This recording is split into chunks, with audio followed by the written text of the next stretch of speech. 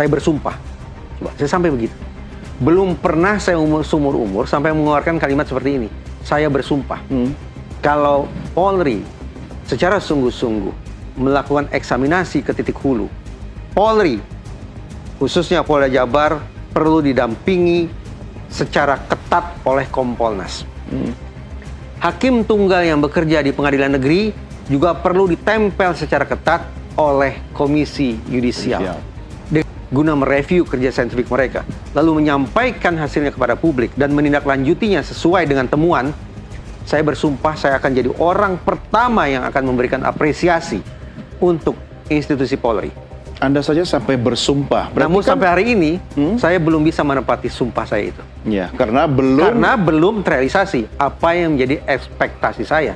Justru sebaliknya. Jangan-jangan Anda berani bersumpah karena Anda yakin tidak akan pernah terrealisasi. Oh tidak, karena justru saya sebetulnya yakin bahwa pertama, Polri sendiri yang mengklaim bahwa di dalam organisasi mereka itu sangat banyak personil Polri yang baik, yang profesional, yang bertanggung jawab dan seterusnya. Ya, yang jelek itu oknum. Oknum, sehingga tidak ada persoalan, tidak ada kesulitan semestinya untuk meminta pertanggungjawaban para oknum. Satu, karena jumlah mereka sangat kecil. Kalau kita asumsikan mereka jumlahnya kecil. Yang kedua, Polri juga yang berulang kali meyakinkan masyarakat bahwa kami mengungkap kasus dengan pendekatan saintifik. Itu kata Polri sendiri.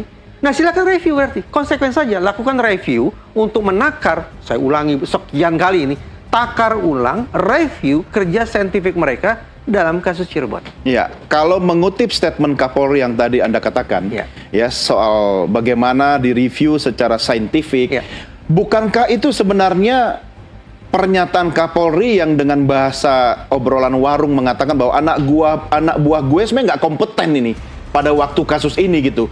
Jadi ini buka borok sendiri nih, sementara Kadif Humasnya berkata profesional, kehati-hatian, dan tidak ada kepentingan tertentu. Ya.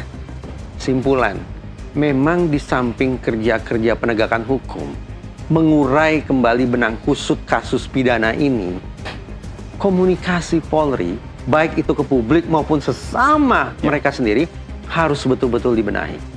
Kalau tidak, dari hari ke hari, tampaknya kepercayaan kita akan kian terdegradasi. Harusnya ada upaya komunikasi krisis, yang terjadi malah makin krisis ya. Kadang-kadang muncul ekspresi-ekspresi barangkali untuk mencairkan suasana, tetapi tidak begitu pada tempatnya. Yang tempo-tempo saya lihat ditampilkan oleh teman-teman di Humas.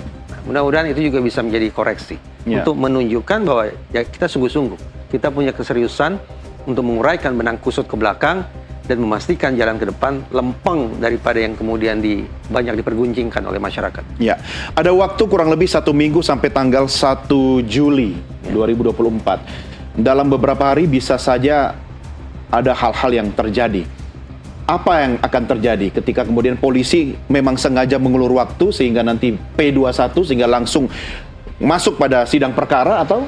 Saya akan menggunakan kalimat positif ya. Jadi saya tidak sedang menyusun redaksional kalimat dengan penuh prasangka, tidak. Tapi kalimat yang positif. Dukungan yang konstruktif bahwa untuk memastikan bahwa proses penegakan hukum ini bisa berlangsung secara tanda petik sempurna, seluruh alat negara perlu hadir.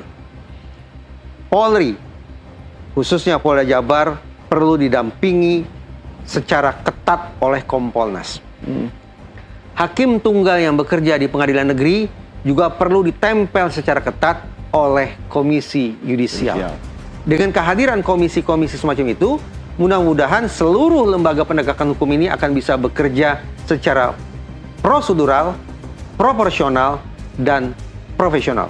Plus, ini perkataan Kapolri yang luar biasa, memenuhi rasa keadilan. Luar biasa loh ini. Ini beyond bahasa-bahasa normatif. Memenuhi rasa keadilan. Artinya, sungguh-sungguh merupakan kewajiban yang tak bisa dielakkan oleh seluruh personil Polri, terutama di Polda Jabar dalam kasus ini, adalah membaca ekspektasi masyarakat, membaca dahaga para terpidana dan keluarga mereka akan keadilan. Kan gampang saja kalau Kapolri tinggal perintahkan anak buahnya. Kenapa harus statement keluar seperti itu? Bagian dari strategi komunikasi krisis kah? Kadang begini, menjelang akhir, kepaduan itu agak berkurang. Sudah mulai... kekompakan itu mulai agak berkurang. Ketika ada tanda-tanda gerbong mulai berjalan, Penumpang seolah sibuk mencari kursinya masing-masing. Mudah-mudahan ini ilustrasi fiktif belaka yang tidak akan menjadi kenyataan. Kita sedang tidak membahas Titanic yang karam itu kan, kemudian semua orang berlompatan seolah-olah berlarian. SDM kan selamatkan diri masing-masing. Mudah-mudahan tidak begitu kan. Akhirnya Kapolrinya pun juga ditinggalkan begitu. Menjadi kesepian. Tapi mudah-mudahan ini hanya sebuah ilustrasi fiktif belaka. Imajinasi yang tidak akan pernah menjadi kenyataan. Saya curiga kita, termasuk masyarakat, dibiarkan memiliki nalar dan ilustrasi fiktif itu sampai batas waktu kita marahnya hilang, capek, kemudian akhirnya jadi apatis begitu.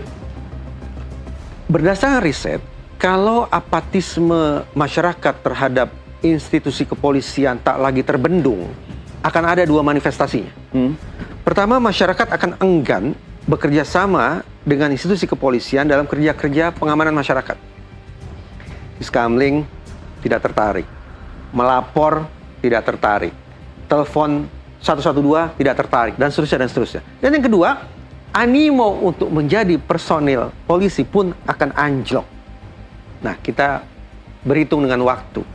Mudah-mudahan di sisa-sisa waktu terkait dengan pra-peradilan terkait pra-peradilan, apatisme itu tidak akan bergelombang semakin lama semakin besar. Oke, saya harus mengakhiri diskusi kita dengan satu pertanyaan yang tidak boleh dijawab dengan jawaban diplomatis. Masihkah polisi bisa dipercaya sekarang ini? Persoalannya kepercayaan terhadap institusi kepolisian itu tidak hitam atau putih. Lagi-lagi, kita mau percaya pada aspek yang mana? Kalau terkait dengan misalnya, apakah saya bahagia dengan kualitas layanan teman-teman di Korlantas terkait dengan pengamanan, penertiban, kelancaran lalu lintas? Cukup puas.